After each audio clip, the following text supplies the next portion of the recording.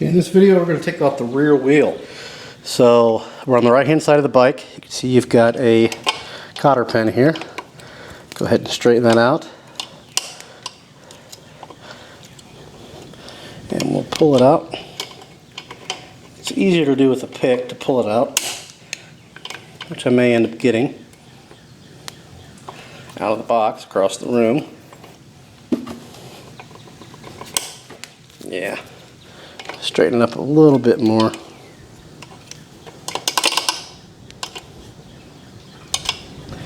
And you should always replace these two once you use them one time. They're kind of one and done. Anyway, I'm going to go get a small pick to pull that out and then we'll continue on. Alright, we've got our pick. Just go ahead and pull. So you got it most of the way out. There we go. Next, we'll get our socket.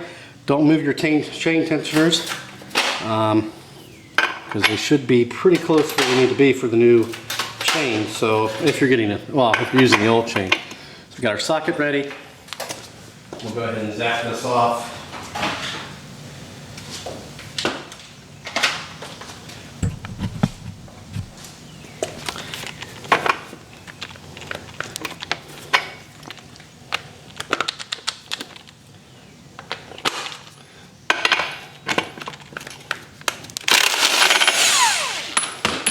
There you go. We'll go ahead and knock the bolt out. Actually, you can do that right now.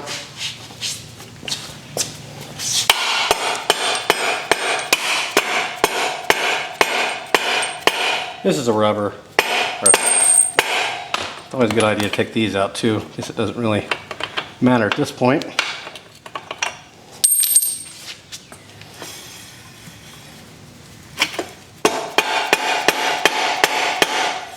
We'll go ahead and knock this all the way out and then the rear wheel will come out. Kind of hard on this one.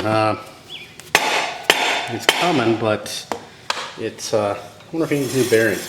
Anyway, we'll look at that when we get to that point, but we're going to knock this out and we'll be back. I've got to actually transfer some files from this SD card because it's getting full.